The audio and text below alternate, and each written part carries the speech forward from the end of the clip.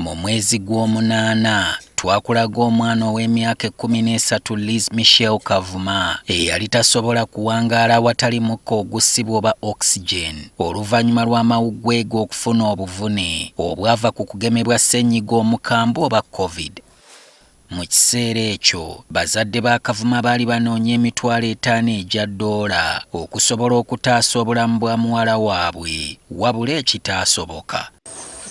Tuzzeeyo ku kyalo Kifaaza ekyampisi mu kyabakadde ekisangibwa mu disitulikiti y'e Mukono okulaba ku mbeera Kavuma gy'alimu bukya tuvaayo. Ekisinza okutuzzaamu amaanyi tumusanze yaddako akabiri nga n'ekkalaamu yaddamu dda okugitolobya. Ono asobodde n'okukkalira tuwayeemu n'ayongera okutwewuunyisa ng'akapiira k'omukka ogussibwa tekamuli ku nnyindo.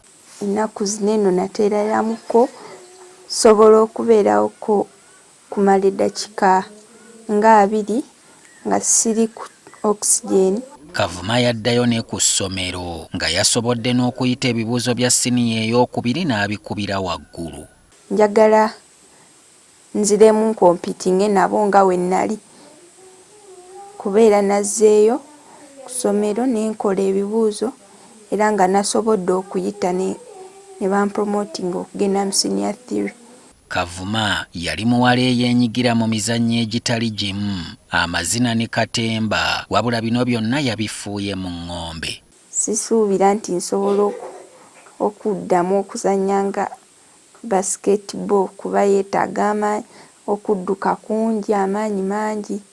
Twagadde nnyo n'okumanya engeri omwana ono gye yagemebwamu kubanga ebigambo bye twasanga ku ssomero gye yali erya St. Cyprian High School byali byakukubagana mpawa. Lwe baagema twali mu lesoni era mwalimu omusomesa lwakuba twali banyukamu omusomesa oyo by then erinnya lye nali sirimanyi.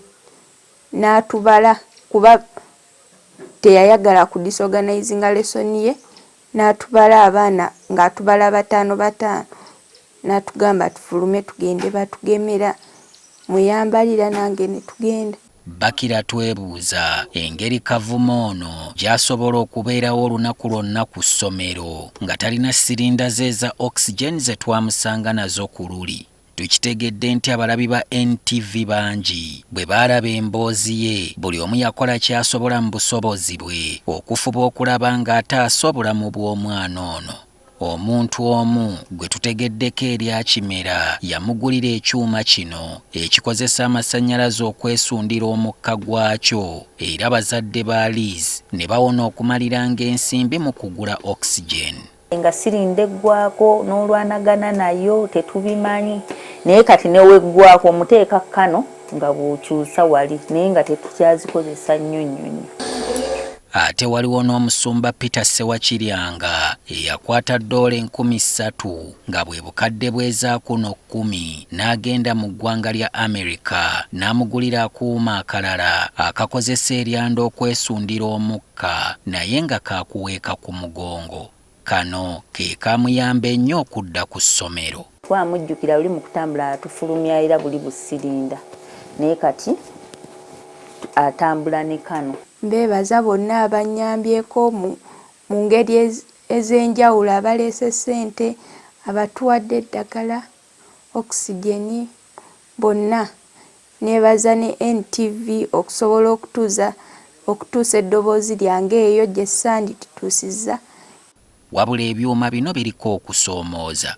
Amasannyalaze nga gavuddeko ku kyalo kwonna kubanga kibaddewo emabega awo.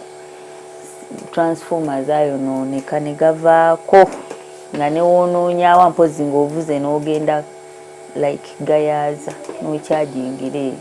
Okusobola okuzza omubiri gw'engulu era waliwo ebitongole ebikola ku byendi ebyabatuukirira ne babalagirira engeri y'okuweweezaamu Kavuma nga beeyambisa emmere ey'obutonde. Tubadde tukozesa ebintu ebiri nakyo nga emicungwa, amapaapaali, ebyokulya ebya bulijjo okusobola okumuzimba cells mu mubiri okufuna amaanyi. Kati n'oyo soya gwe mulabe tususa omusawo yatugaana okumuliisa ebintu nga bifuuyire n'eddagala so musanze twamutudde awo ne tumwerimira ne tumuliisa bye baba batugambye. Winston Sibirwa nga ye kitaawe w'omwana agamba nti newankubadde waliwo akalembereza Kavuma okuwonera ddala alina kutwalibwa bweru wa ggwanga nga bwe baalagirwa. Singa tubadde n'obusobozi twali mutuusizzaayo abakugu ne bongera omwekkenneenya era n'afuna obujjanjabi obumala. Tumubuuzizza oba akyayagala okuwawaabira gavumenti olw'okutuusa omwana we ku kino. Balooya be twakwatagana nabo ensonga eyo bakyagitunuulidde. Era tugenda maaso okusuubinga Attorney General, tusuubinge Ministry of Health kubanga Attorney General ye legal representative we, National Drug Authority, St. Cyprian ne Mukono District. Ng'ensonga nti omwana ono yakubwa eddagala eryo ali mu mbeera eyo naye kuva twabawa notisi zonna tebafangayo okukola buvunaanyizibwa bwonna, tebafangayo okubeera nti bajjanjaba omwana ono. Mu kaseera kano essuubi lya Kavuma okuwangaala liri waggulu, kyokka tekimanyiddwa embeera eno anaagibeeramu kutuuka ddi nga tannaba kufuna muzira kisa mulala amukwatirako kugenda bweru wa ggwanga nanti obulamu ttooke bugenda n'abulabirira. Solomon Kaweesa, NTV, Akawungeezi.